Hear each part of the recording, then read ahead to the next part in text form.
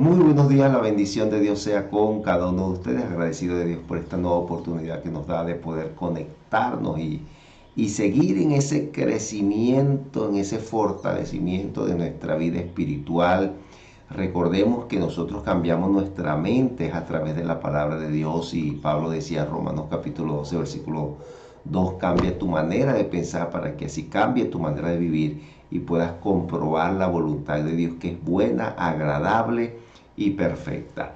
¿Cuál es la voluntad de Dios? Que nosotros vayamos con Él, que cuando Él regrese por su iglesia, nosotros entonces vayamos con Él. Estamos en la lección número 14, que se refiere a los eventos del futuro. Hay un calendario profético de parte de Dios que debemos nosotros conocer y debemos saber lo que Dios quiere para nosotros, el propósito que Dios tiene para con su iglesia, cuál es nuestra ubicación dentro del tiempo profético que estamos viviendo. Entonces vamos a orar y agradecer a Dios por este tiempo y continuamos con este estudio acerca de los eventos del futuro. Oramos al Señor. Padre, en el nombre de Jesús te damos las gracias por lo que tú estás haciendo en cada vida. Te damos las gracias porque podemos conectarnos, Señor, y seguir en ese aprendizaje, en ese viaje, Señor, al cual tú quieres llevarnos de mostrarnos el calendario profético, Señor, que tú tienes para con tu iglesia. Te damos las gracias por lo que tú haces, por lo que tú estás haciendo en nuestras vidas y por lo que tú harás. Preparamos nuestra vida, nuestro corazón para recibir la palabra que tú tienes para nosotros el día de hoy, en el nombre poderoso de Jesús. Amén y amén. Muy bien, la semana pasada comenzamos con este estudio acerca del calendario profético y hablamos de que estamos en el tiempo de la iglesia, un tiempo hermoso de oportunidad, de gracia, un tiempo que Dios está tratando con la iglesia, pero llegará un momento en que la iglesia ya no estará. ¿Por qué?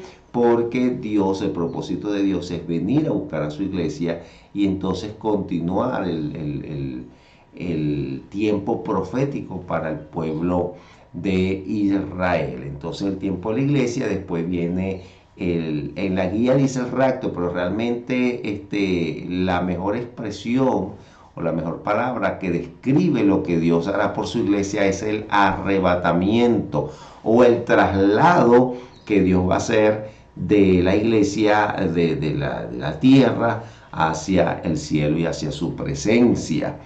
Después vienen 7 años de tribulación, todo esto lo explica la palabra de Dios, en 7 años de tribulación, y entonces después de esos 7 años de tribulación, entonces viene un evento para el pueblo de Israel, que es la segunda venida de Cristo.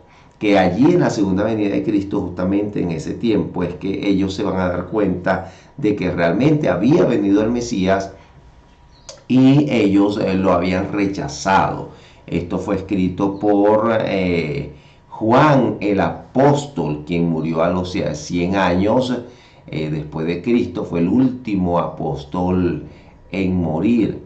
La semana pasada les había dicho que el apóstol Juan estaba en la isla de Malta y quiero corregir eso que dije, porque realmente Juan no estaba en la isla de Malta, estaba en la isla de Pasmo. Me parece que ese día había estudiado sobre la isla de Malta, pero realmente él no estaba en la isla de Malta, era en la isla de Pasmo, y allí en la isla de Pasmo estaba preso, y allí entonces Dios le mostró todo este evento profético. El Apocalipsis es un libro profético. Y mire, hay personas, decíamos la semana pasada, que le tienen temor, le tienen miedo a leer el libro de Apocalipsis. Sin embargo, la Biblia da una bienaventuranza, una bendición a todo aquel perdón, que lee y oye las profecías escritas en este libro. Entonces, si Dios le da la importancia, nosotros también tenemos que darle la importancia a este libro tan hermoso. Aun cuando debemos entender que las profecías del futuro no solamente están en el libro de Apocalipsis,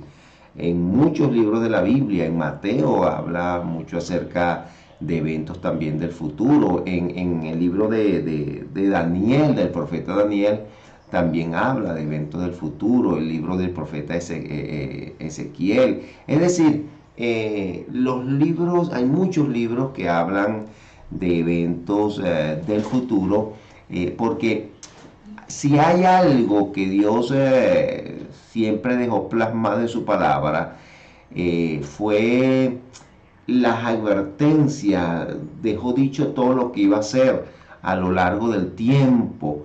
Fíjese bien que el pueblo de Israel siempre había una profecía para él y culminaba el tiempo de esa profecía e inmediatamente había otra profecía para dar seguimiento a lo que Dios estaba haciendo e iba a hacer con el pueblo de Israel.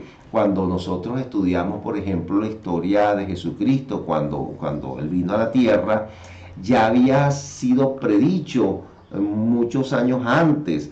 Eh, Hay aproximadamente 300 profecías que hablaban acerca del nacimiento, obra y muerte de Jesucristo aquí en la tierra. ¿Por qué es importante saber esto? Porque eh, las profecías fueron dadas para que cuando viniera el Mesías no hubiese dudas que realmente era el Mesías. Por eso cuando usted está leyendo, cuando estamos leyendo los evangelios, siempre hay una palabra profética, es decir, que por ejemplo sucedió esto para que se cumpliera la profecía. En muchas partes, cuando usted lee los evangelios, constantemente está hablando de el evento que está sucediendo y la profecía que habló acerca de ese evento. ¿Por qué? Porque Dios no deja las cosas al azar. De igual manera, nos deja un escrito acerca de eventos y acerca de algunas señales que pueden haber acerca del rapto o del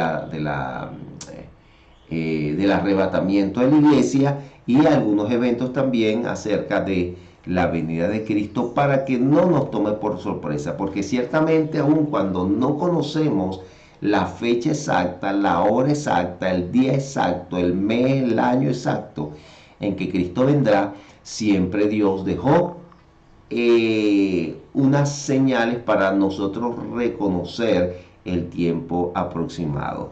¿Por qué Dios no nos da la fecha exacta? Creo que se lo decía la semana pasada, porque si no, entonces el ser humano se pierde, se deleita en su pecado y en su lascivia y se deleita en alejarse de Dios y entonces cuando va llegando el tiempo, entonces decide acercarse a Dios. Por eso es que Dios no da la fecha exacta, porque Dios desea que nosotros seamos para Él siempre, todos los días de nuestra vida, los 365 días del año, los 7 días de la semana, las 24 horas del día. Dios desea que nosotros seamos para Él. Entonces, hay dos eventos, hay varios eventos. Estamos en el tiempo de la iglesia será arrebatada. Después que la iglesia sea arrebatada, viene 7 años entonces de tribulación para el pueblo de Israel y para todos aquellos que se hayan quedado.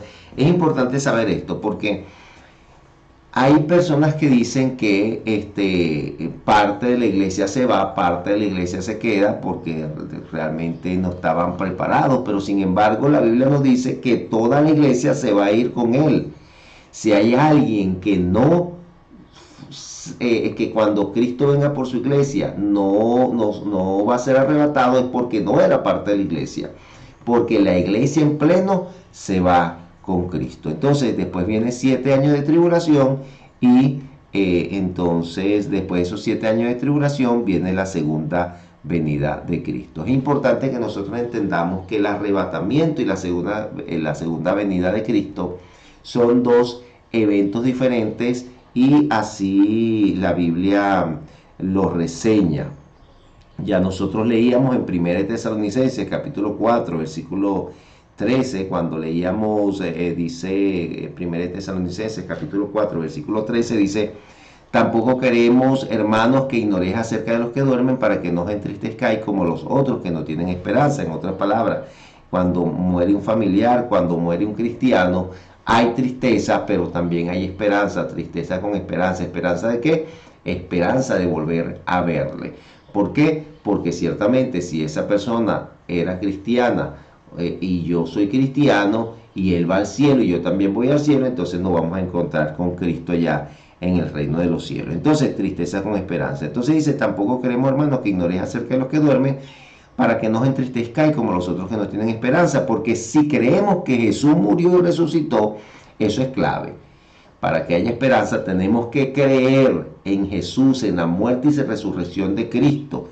Dice, así traerá Dios con Jesús a los que durmieron en él. Por lo cual os decimos esto en palabras del Señor, que nosotros que vivimos, que habremos quedado hasta la venida del Señor, no precederemos a los que durmieron, porque el Señor mismo, con voz de mando, con voz de arcángel, con trompeta de Dios, descenderá del cielo, y los muertos en Cristo resucitarán primero. Luego nosotros los que vivimos, los que hayamos quedado, seremos arrebatados juntamente con ellos en las nubes para recibir al Señor en el aire, y así estaremos siempre con el Señor. Por tanto, alentados los unos a los otros con estas palabras. Nótese, hay algo claro aquí. Dice, luego nosotros los que vivimos, los que hayamos quedado, seremos arrebatados juntamente con ellos en las nubes para recibir al Señor en el aire. Es decir, que en el arrebatamiento Cristo va a esperarnos en las nubes, y entonces la iglesia va a subir, nos encontraremos con Cristo en las nubes y seguiremos al cielo.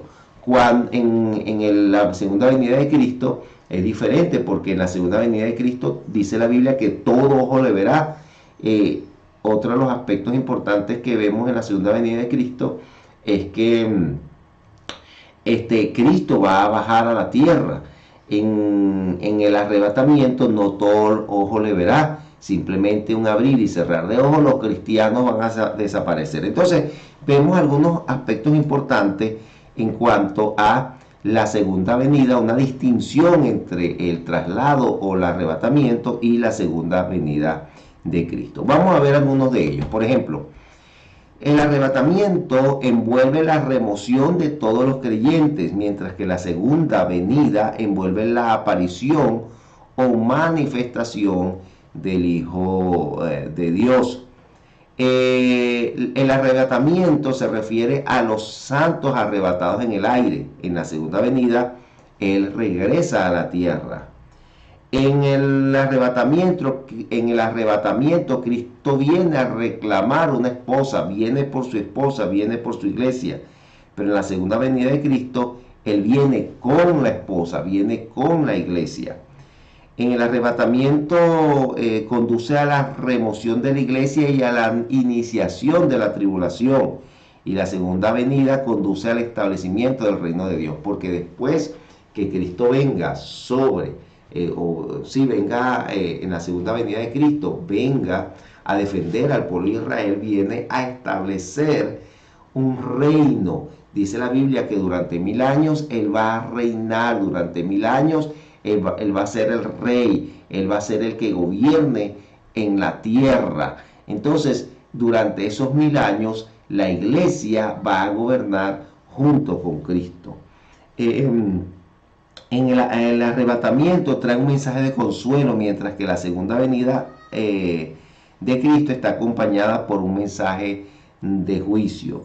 El arrebatamiento está relacionado con el programa para la iglesia, mientras que la segunda venida está relacionada con el programa para Israel y el mundo. En el arrebatamiento es un misterio, mientras que la segunda venida de Cristo es predicha en ambos testamentos. Es decir, hay aspectos del arrebatamiento que no están dichos. En cambio, la segunda venida de Cristo sí está bien detallado. Inclusive está detallado dónde va a venir. Recordemos que en Hechos dice, allí en Hechos capítulo 1, Cristo le dice, o los ángeles, cuando Cristo asciende, Jesucristo asciende, los ángeles dicen, así como ustedes le habéis visto ir, de igual manera vendrá. Es decir, que del mismo monte que se fue, a ese mismo monte va a regresar. La traslación o la arrebatamiento deja la creación inalterada, mientras que la segunda venida de Cristo envuelve el cambio de la creación. En el arrebatamiento los gentiles no serán afectados, mientras que en la segunda venida de Cristo los gentiles serán juzgados. En la traslación o en el arrebatamiento los pactos con Israel no se cumplen, pero en la segunda venida todos los pactos se cumplen, porque es un trato en la segunda venida de Cristo. En esos 7 años de tribulación es un trato de Dios con el pueblo de Israel, porque recordemos que el pueblo de Israel aún está esperando el Mesías. El pueblo de Israel nunca reconoció a Jesucristo como su Mesías. Por tanto, esos 7 años va a ser un trato de Dios para con el pueblo de Israel, y dice que en esos 7 años Israel va a reconocer que realmente Jesucristo es el Mesías. El arrebatamiento es para los creyentes solamente, pero la segunda venida tiene su efecto sobre el pueblo de Israel y sobre todos los hombres. La expectativa de la iglesia con respecto al arrebatamiento es que el Señor está cerca, mientras la expectativa de Israel en la segunda venida de Cristo es la de ser introducido al reino. Es decir, que con la segunda venida de Cristo ya comienza, entonces, como lo había dicho antes, comienza Cristo a reinar. Entonces, esos son los eventos. Allí cuando vemos el cuadro, vemos el tiempo de la iglesia, después vemos el tiempo del arrebatamiento, donde hay una resurrección de los que murieron en Cristo, de los muertos en Cristo. Primero resucitan los que mueren en Cristo, y después los creyentes vivos dice que serán arrebatados. Después los 7 años de tribulación. Dentro de estos 7 años de tribulación hay algo importante, porque dice que en esos 7 años de tribulación se va a manifestar el hombre de pecado, el hombre inicuo. Si no mal recuerdo, se los leí la semana pasada en 2 de Tesalonicenses capítulo 2. Se va a manifestar el anticristo, y se van a manifestar hay una trinidad diabólica. Recordemos que el enemigo siempre es imitador de lo que Dios hace. Como hay una trinidad divina, Padre, Hijo, Espíritu Santo, entonces también se va a manifestar una trinidad diabólica. El ladrón, que se refiere a Satanás, el anticristo, que la Biblia en algunas partes lo llama la bestia, y el falso profeta. Son 3 elementos que se manifiestan, que es una trinidad diabólica que viene en contra, por supuesto, del propósito de Dios. Dice Apocalipsis capítulo 13, dice: me paré sobre la arena del mar y vi subir del mar una bestia que tenía 7 cabezas y 10 cuernos, y en sus cuernos 10 diademas, y sobre sus cabezas un nombre blasfemo.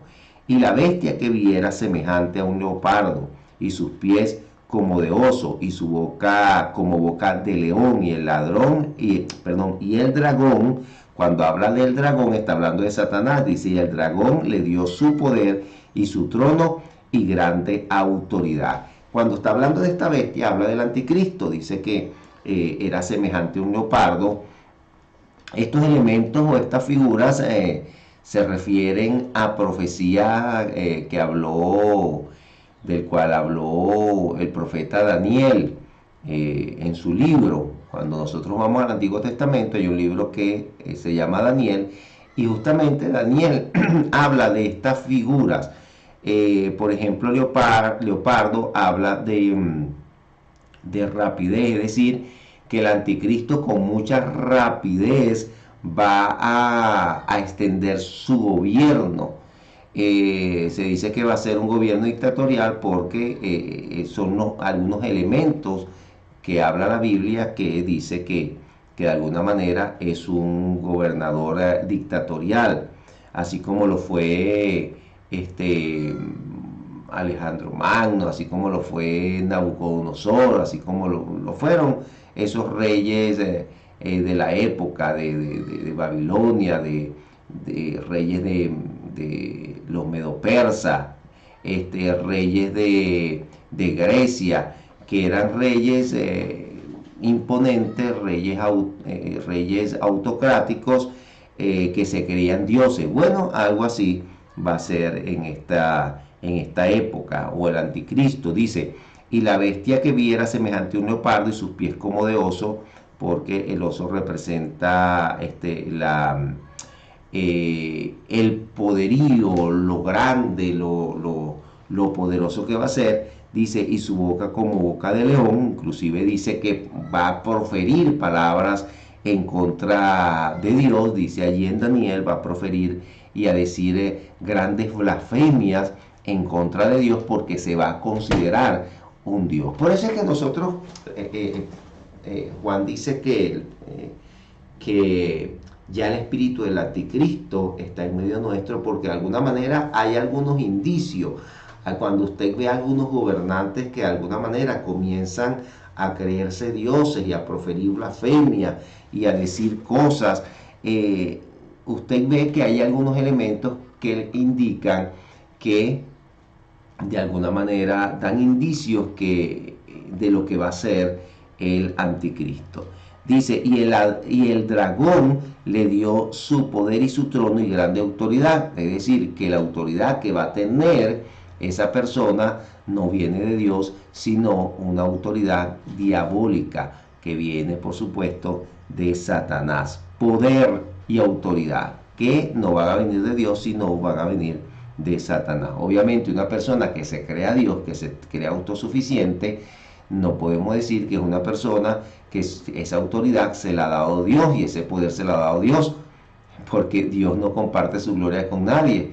Si una persona se cree Dios autosuficiente, se cree el Todopoderoso, obviamente eso es una sabiduría diabólica y es una autoridad diabólica. Dice el versículo 3, vi una de sus cabezas como herida de muerte, pero su herida mortal fue sanada, y se maravilló toda la tierra en pos de la bestia. Es decir, va a hacer cosas que van a hacer que las personas, que el mundo pueda ser impactado. Imagínense, una persona que es herida de muerte, está casi muerta y entonces se levanta, todo el mundo va a decir, no, este es un Dios. Lo van a considerar un Dios, porque es la tendencia. Mire, la tendencia del ser humano, y lo podemos ver en nuestros pueblos, cuando hay una persona que se levanta, que hace grandes obras, que de repente está ayudando al pueblo, tiene gracia para con el pueblo, ya la gente lo comienza a considerar un Dios. Bueno, algo así va a pasar en este tiempo. Vi una de sus cabezas como herida de muerte, pero su herida mortal fue sanada, y se maravilló toda la tierra después de la bestia. Y adoraron al dragón. Al adorar a esa persona, al considerar a esa persona un Dios, por supuesto están adorando también al que le dio su autoridad. Está adorando a Satanás. Al adorar a esa persona y considerarlo un Dios, también están adorando a Satanás. Entonces, mucho cuidado con usted estar adorando o considerando a hombres mortales como personas todopoderosos y personas que de alguna manera lo está considerando como un Dios. Mucho cuidado, porque al usted hacer eso, está entonces adorando también a Satanás. Entonces dice, y adoraron al dragón que había dado autoridad a la bestia, y adoraron a la bestia diciendo, ¿quién como la bestia? ¿Y quién podrá luchar contra ella? Mire, ¿quién como este gobernante? Este sí es el gobernante que necesitábamos. Mire que la Biblia no deja nada lugar a dudas. No, mire, la Biblia nos corrige y la Biblia nos da advertencias para que nosotros no cometamos los errores que se han estado cometiendo en nuestros pueblos, en nuestras ciudades y en nuestros países, considerando personas como Mesías. Y no, aquí dice, ¿quién como la bestia? Recordemos que esta bestia va a ser un gobernante, entonces es como que decidiera, ¿quién como este gobernante? Este era el que necesitamos, este es el hombre para este pueblo, para este tiempo. ¿Quién como la bestia y quién podrá luchar contra ella? También se le dio boca que hablaba grandes cosas y blasfemia. Mire que comenzó a hablar cosas, era un bocón, o va a ser un bocón, va a ser una persona que va a hablar grandes blasfemias en contra de Dios, y se le dio autoridad para actuar 42 meses, que son 3 años y medio. Porque ciertamente van a haber, son 7 años, pero van a haber 3 años y medio de paz y 3 años y medio de guerra.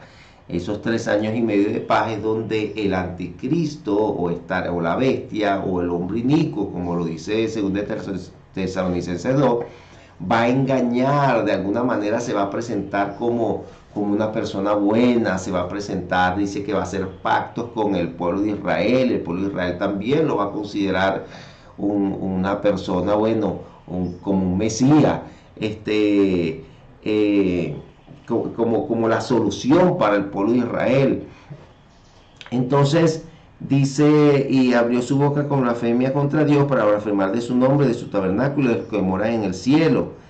Van a haber 3 años y medio, le decía que van a haber 3 años y medio de paz, donde esta persona se va a presentar como una oveja, como bueno, pero después entonces van a sacar sus pezuñas.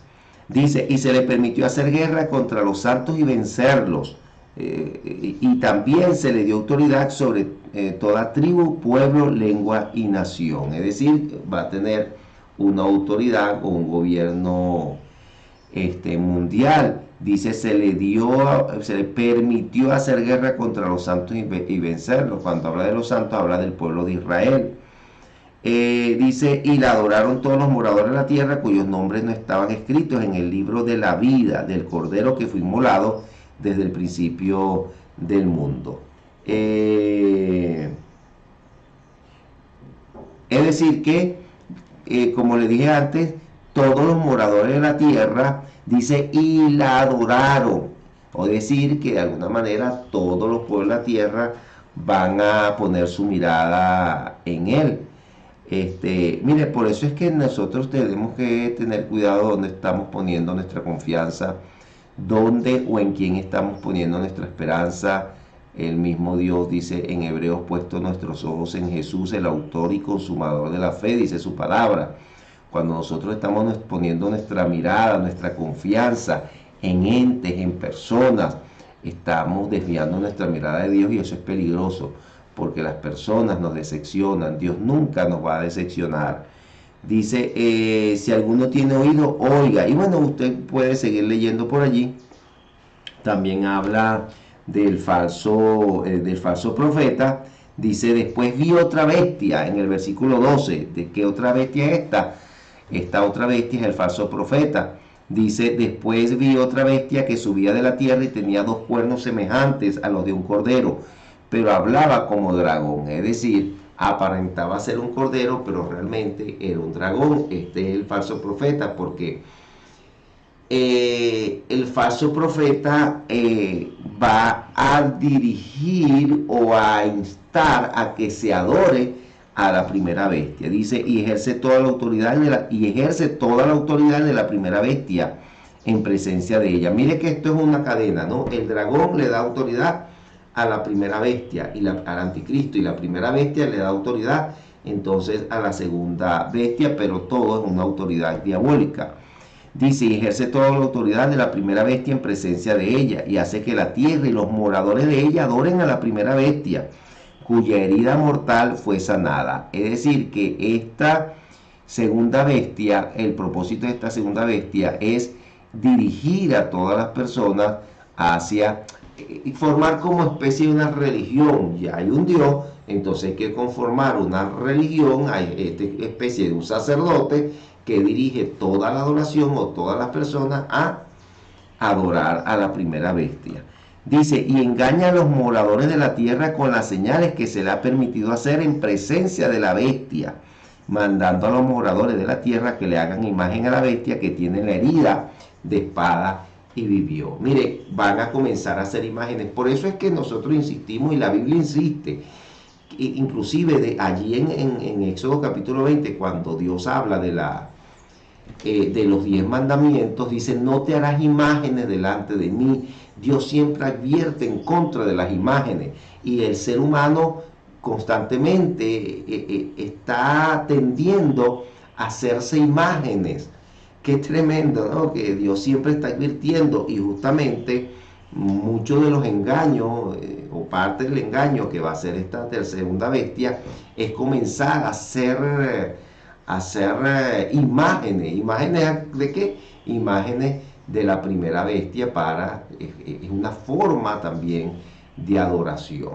Entonces dice que va a hacer grandes señales. Por eso es que nosotros no podemos seguir las señales. Nuestra vida no puede estar, mira, que él hace milagro, vamos a seguir a aquella persona porque hace milagro. No, nosotros tenemos que entender que el único que hace milagro es Dios. Nosotros tenemos que poner nuestra mirada en Dios, que es el que hace señales y milagros. Si usted pone la mirada en la persona, eso es parte del espíritu del anticristo. ¿Por qué? Porque este falso profeta justamente hacía señales para que miraran a la primera bestia. Dice: y engaña a los moradores de la tierra con las señales que se le ha permitido hacer en presencia de la bestia. O sea, aquella bestia es que le está dando autoridad para que haga esas señales, mandando a los moradores de la tierra que le hagan imagen a la bestia que tiene. Entonces, esto es parte, mire, y se le permitió infundir aliento a la imagen de la bestia, para que la imagen hablase y hiciese matar a todo el que no la adorase. Qué tremendo. No, este es un evento, mire, cuando uno comienza a ver todas estas cosas que van a pasar en la gran tribulación, que va a pasar producto de esa presencia de esa Trinidad diabólica, nosotros vemos, mire, que hoy en día Dios se le presenta a las personas, Dios llama a las personas, Dios enamora a las personas, porque dice que nosotros no buscamos a Dios, sino que Dios nos busca a nosotros. Llama a las personas al Todopoderoso, y las personas no quieren aceptarlo, las personas no quieren seguir a Dios, pero a esta bestia, a esta Trinidad diabólica, sí lo siguen, sí lo van a seguir. Todos van a poner su mirada en ella. Hoy en día Dios está llamando a la gente, está buscando a la gente, quiere que la gente se salve, y la gente voltea su mirada de Dios. Pero a esta bestia, a esta Trinidad diabólica, la gente sí lo va a seguir, va a buscar su mirada. ¿Por qué? Porque la tendencia a través del pecado, la tendencia del ser humano es poner su mirada en lo malo y no la mirada en lo bueno. Por eso es que nosotros le instamos el día de hoy, mi querido amigo, mi querida hermana, que nosotros busquemos a Dios, que nosotros pongamos nuestra vida en la mano de Dios, que nosotros hagamos la voluntad de Dios, porque en las manos de Dios es que estamos bien. Fuera de Dios nada podemos hacer. Lejos de Dios, la tendencia del ser humano lejos de Dios, lo que es buscar lo malo, es adorar, es poner su esperanza en personas inicuas, es poner su esperanza en otras cosas o en otras personas, que no es en Dios. Entonces tenemos que tener mucho cuidado. La palabra de Dios dice que su venida está pronto a venir, y este es un tiempo de oportunidad, un tiempo profético en que estamos viviendo, el tiempo de la iglesia. Después viene el arrebatamiento, después del arrebatamiento entonces vienen los 7 años de tribulación. Después de esos 7 años de tribulación, entonces viene la segunda venida de Cristo. Después de la segunda venida de Cristo, entonces viene 1000 años de paz, 1000 años de reinado de Dios sobre la tierra. Después de esos 1000 años del reinado de Dios, entonces va a ser suelto nuevamente Satanás, donde va a ser juzgado no solamente Satanás, sino todos aquellos que no adoraron a Dios, que no le dieron el lugar a Dios en sus vidas, también serán juzgados. Toda persona va a ir ante el gran trono blanco, donde van a dar cuenta de sus acciones, de sus obras y de sus actos. Y entonces Después viene una eternidad de los hijos de Dios, de todos aquellos que buscaron a Dios y entregaron su vida a Dios, una eternidad con Cristo en el cielo. Entonces, dice la Biblia que va a haber un cielo nuevo y una tierra nueva. Y entonces para siempre Dios va a ser nuestro rey, nuestro guía, nuestro Dios, nuestro todo. Ese es el evento profético del cual habla la Biblia. Dice Primera de Corintios capítulo 15 versículos 51 al 53. Importante también leer esta parte. Primera de Corintios capítulo 15 Primera de Corintios 15 versículos 51 al 53 dice: aquí os digo un misterio, lo que les decía acerca de la iglesia, acerca del arrebatamiento, un misterio que no se dan todos los detalles, pero que va a ser una realidad. Dice: no todos dormiremos, pero todos seremos transformados. Es decir, que no todos vamos a pasar por muerte, porque en el arrebatamiento, cuando Cristo venga por su iglesia, hay muchas personas que van a estar vivas, pero creyeron en Dios, son parte de la iglesia y van a ser arrebatados. No vamos a pasar por muerte, o no van a pasar por muerte, porque no sabemos cuándo sea eso. Es posible que sea en mi tiempo, en mi generación, que yo esté vivo y bueno, no pase por muerte, o puede ser que pase por muerte, igualmente voy con Cristo. Entonces dice: no todos dormiremos, pero todos seremos transformados en un momento, en un abrir y cerrar de ojos, a la final trompeta, porque se tocará la trompeta y los muertos serán resucitados incorruptibles. Es decir, este cuerpo que es corrupto, que se corrompe, que se envejece, que este cuerpo que se enferma, que se va deteriorando, va a ser transformado a un cuerpo incorruptible, es decir, un cuerpo que no se enferma, que no se envejece. Dice, y los muertos serán resucitados incorruptibles y nosotros seremos transformados, porque es necesario que esto corruptible se vista de incorrupción y esto mortal, esto que muere, se vista de inmortalidad. Es decir, que después que Cristo venga, vamos a tener un cuerpo inmortal, es decir, que ya no vamos a morir, un cuerpo incorruptible, que ya no nos vamos a enfermar, que no nos vamos a deteriorar, que no vamos a envejecer. Ese es nuestra esperanza y eso es lo que nos espera a los que creemos en Cristo. ¿Usted quiere vivir su vida en el futuro en el infierno o lo quiere vivir en el cielo? ¿Usted quiere cohabitar con el anticristo o quiere vivir con Cristo en el cielo? Son dos posiciones, son dos eventos. El que no cree en Cristo se quedará en la gran tribulación, aquí compartiendo con el anticristo, con la bestia, con el falso profeta, con el mismo diablo, o simplemente es la oportunidad del día de hoy que podamos entregar nuestra vida, podamos vivir para Él y esperarlo a Él. Es importante esperarlo todos los días de nuestra vida, estar preparados para cuando Él venga. Como no sabemos cuándo viene, entonces tenemos que estar preparados todos los días, a cada hora, a cada segundo, y estar en comunicación permanente con nuestro Dios, porque con Él vamos a habitar. Vamos a orar y vamos a darle gracias a Dios por este tiempo y decirle: Señor, aquí estamos, dispuestos a lo que tú deseas hacer con nosotros. Entregamos nuestra vida a ti, reconociendo que tú eres el dador de la vida, reconociendo que sin ti nada somos y nada podemos hacer, reconociendo y sabiendo que queremos estar contigo, no queremos estar con la Trinidad diabólica, queremos vivir para Dios nuestro Padre, Hijo y Espíritu Santo. Oremos al Padre.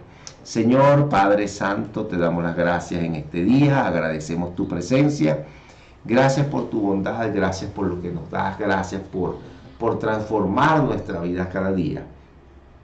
Gracias porque tú tienes un evento, tú tienes, Señor, preparado ya un evento profético para nosotros, tu iglesia.